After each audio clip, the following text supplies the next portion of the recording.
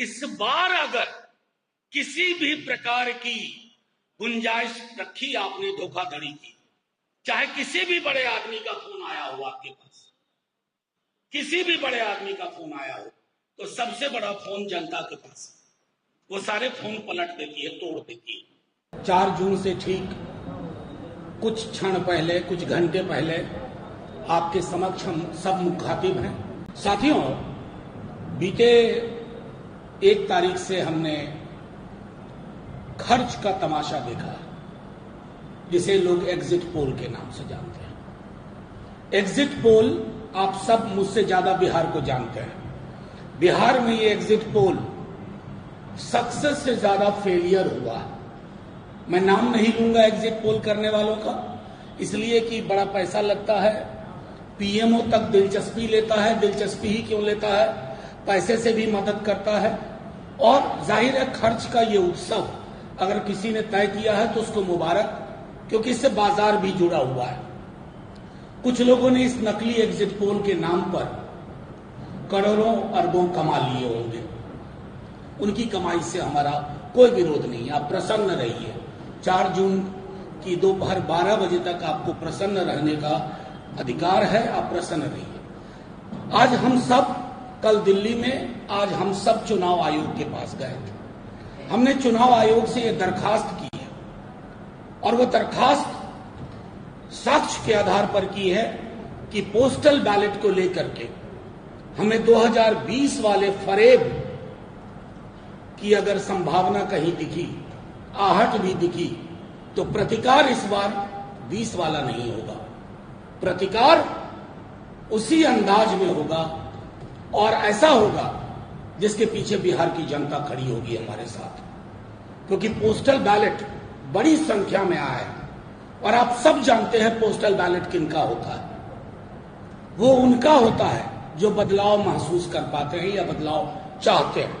आपने 2020 की विधानसभा में देखा था पोस्टल बैलेट का, और कैसे, मैं बार बार कह रहा हूं कि स्मरण रहे, पूरे देश में शक्ति सिंह यादव उदाहरण बन गए थे कि कैसे बेईमानी से हराया जाता है। जीत का प्रमाण पत्र लेने के लिए कहा गया था कि बैठे रहिए, और बाद में घालमेल करके तो हमने सख्त बात कर दी है कि पोस्टल बैलेट की गिनती हो, उस गिनती का समायोजन हो, और उसके बारे में ना नुकुर वाली टेंडेंसी नहीं चलेगी।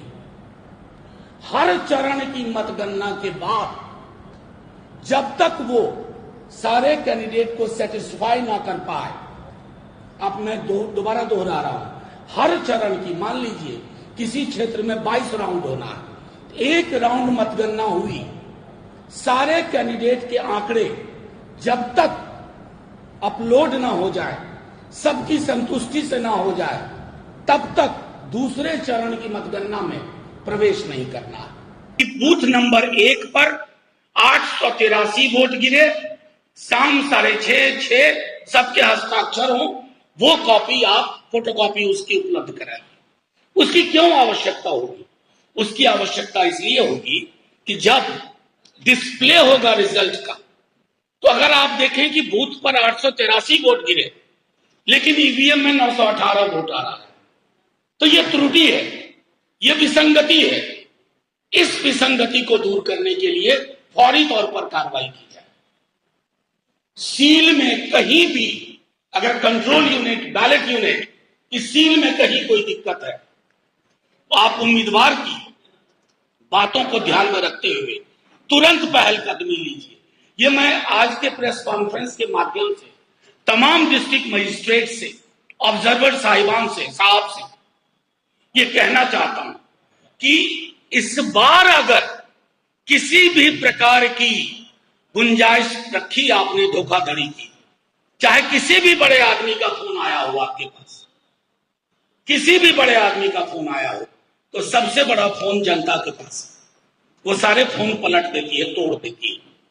ये ध्यान में रहे। हम चाहते नहीं, आप एक एक चीज रूल बुक के हिसाब से करिए। कानून की किताब में, इलेक्शन मैनुअल में 1961 की जो प्रावधान है उसके आलोक में आप एक एक चीज, चाहे 17C का हो, काउंटिंग के हर चरण का मामला हो, या 17C में जैसे अब डिस्प्ले में आ गया कि इसको 400 वोट ए को, बी को 320 वोट, सी को 80 वोट, डी को 40 वोट, ये जब तक लोग नोट ना कर ले काउंटिंग एजेंट और संतुष्टि के साथ नोट ना कर ले, आवश्यक हो तो आप फिर से डिस्प्ले बटन दबाइए रिजल्ट का, ताकि जिन्होंने नोट नहीं किया वो नोट कर पाए। ये सारी चीजें हमने चुनाव आयोग को भी कही हैं, लिखित में दिया। फिर दूसरा चरण हो जाए और उसी प्रक्रिया के अधीन हो तो फिर तीसरे चरण में जाना है। कहीं भी 17C फॉर्म आप सब जानते हैं, कई कैंडिडेट्स को 17C फॉर्म नहीं दिया गया। ये बात हमने चुनाव आयोग में भी कही है कि नहीं दिया गया 17C।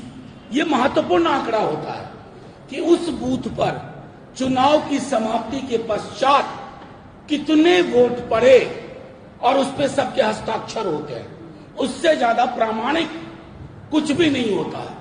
अगर वो प्रामाणिक दस्तावेज उपलब्ध नहीं कराया गया है हजारों बूथों पर, तो जब मतगणना शुरू हो स्ट्रांग रूम से कंट्रोल यूनिट और बैलेट यूनिट को बाहर लाया जाए, या तो आप उसकी तस्वीर खींचने की इजाजत दीजिए या उस वक्त आप वो फॉर्म प्रपत्र मुहैया कराइए।